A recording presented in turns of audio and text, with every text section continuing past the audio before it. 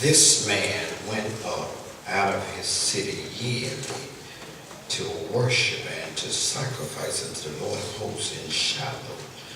And the two sons of Eli, Hophni and Phinehas, the priest of the Lord, was there. Let me go even further. And when the time was that Elkanah offered, he gave to Peninnah his wife and all his sons, all her sons and her daughters in portion. But unto Hannah he gave a worthy portion, for he loved Hannah. But the Lord had shut up her womb. I want to talk about God's presence makes a difference. God's presence. God's presence makes a difference. Makes a difference. One of the things that's so memorable to me is when we were in elementary school. Anytime roll was called,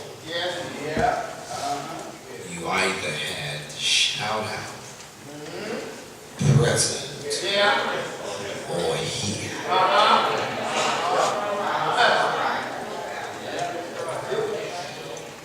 And I've discovered the more that you call on the name of the Lord, the more he is saved, present.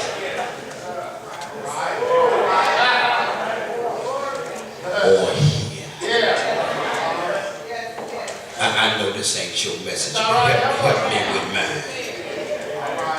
So when you look at this word presence is a true indication that there's some physical presence there in that place.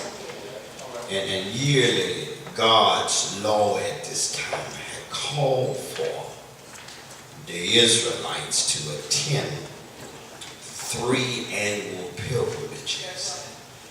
They had 3 festivals that were located in Jerusalem. And the Lord of hosts, it is a military designation referring to God as the one who gives commands. The angelic army of the heavens and the armies of Israel, you will find that Shiloh was located about 20 miles north of Jerusalem.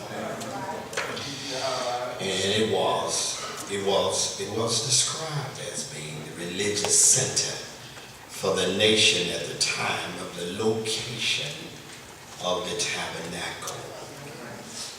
And I need to go through that tidbit of history because many people think that the only time God can be present is when you are in the church building. All right. But God can be present anywhere you usher him in. So the story talks about it earlier, and let me dialogue with you since we've already had a good time. I can just do some teaching here. Eli and Hophni and Phinehas served during this period of time as what they call priests. They were priests in Shiloh, and they were officiators at the sacrifice presented at the court of the tabernacle. And let me talk about them. Eli, his name means God is high. Hophni, his name means caterpillar or swimming fish. Phinehas means black one. And the double portion that Hannah received was designed to give her more because she liked children and demonstrated Elkanah's love for her because the Lord had shut her womb. And I need to tell you, I need to tell you something before you go home. Many times, things that happen to you is not always ordained by Satan. Sometimes God allows some things to happen in order that he may be able to reveal his presence. Now I know that the scripture says in that 1 Samuel, the second verse, that first chapter, that he had two wives, one named Hannah and the other named Peninnah. And Peninnah had children, but Hannah didn't have no children. And now you're sitting there saying that to me sounds just like polygamy. And you are exactly right. It was polygamy. For polygamy was an accepted fashion of a social custom throughout the ancient Middle East. And it was also a common practice of ancient Israelites.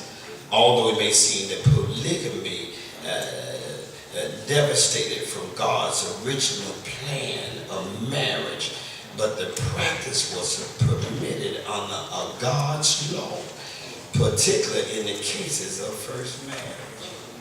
Now that's Old Testament. I'm losing you already. And I got a couple of brothers in here that don't mean you need to start you. Let me look up in the sky. That doesn't mean you start you a polygamous harem. And in ancient Israel, failure to have children was regarded as being a family tragedy for social reason, because it was necessary to have children, because children was designed to take care of their parents when they got old. And that's another day's sermon. I felt like I should put a pin there. I got a couple of babies in here. You getting older. And guess what? At some point, your children need to look at how they're going to take care of you. Let me help some young folk.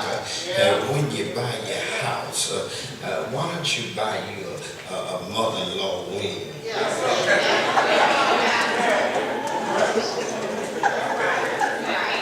Because you might have to watch. Can I bring you closer?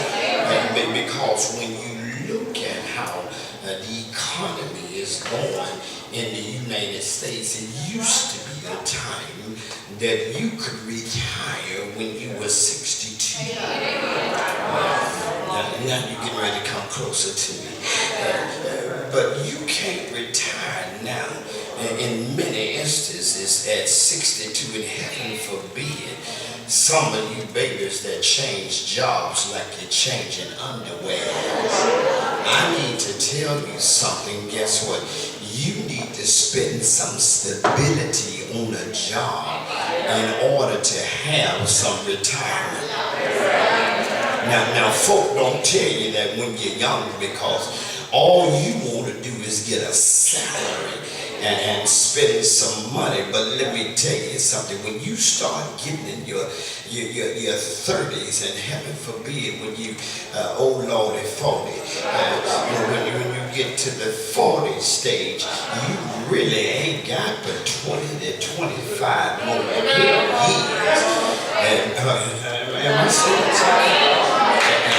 And guess what, young folk, you need to be prepared to help mama out. Be prepared to help that. Now you sit here and say, well, what are they doing for me? You need to ask the other question, how much have they done for you?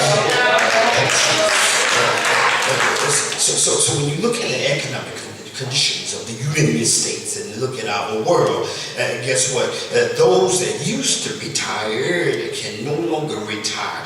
You now got to work until you 70 to 75 years old in order to get a decent retirement. And heaven forbid if you have not paid your house off during that period of time.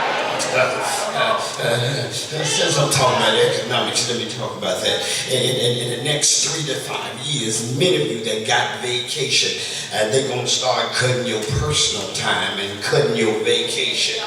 And you look at what you say, you mad, you be mad, then guess what? Because guess what? They still going to cut it. At the end of the day, they're going to cut your stuff. And guess what? You're going to start understanding the importance of having God's presence in your life. See, and what God is getting ready to do is drive us back to Him. You start understanding that if you don't know how to cut up a chicken, you'll learn. Did I say that I got this modern day crowd in here telling me I got to eat out every day. You won't be eating out. You'll be going home eating. Matter of fact, you eat more often at home, and pork and beans and wieners will look good. So I need to talk about economics.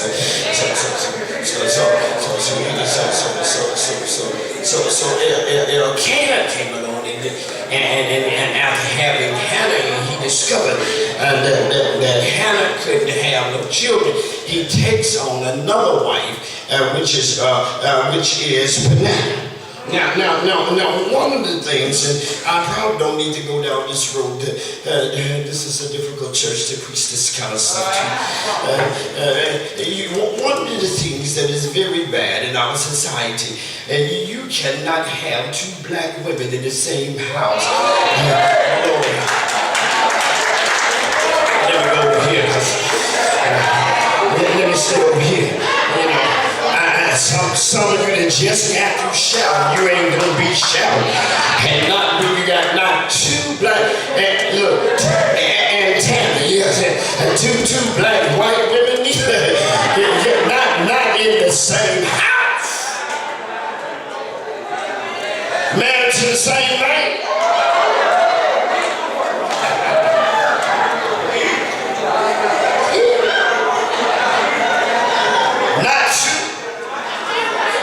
Come on, man, y'all talk to me. You know it's hard for you to deal with one. Hey, come on, nod your head. I know you can't say them because your folk behind you and talk to me. Yeah. But it's time.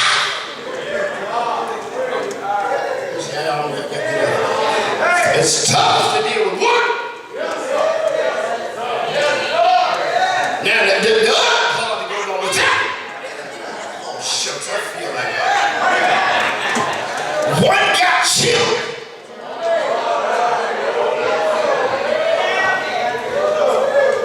And the other ain't got no children. I mean,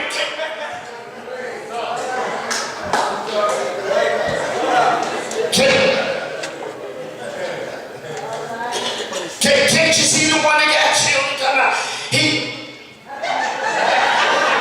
Look at his forehead. Looks just like his dad.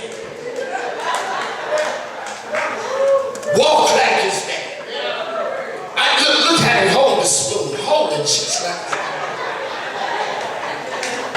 And one of the worst things in the world is to make fun of another woman. Now, you want to see some women come out of religion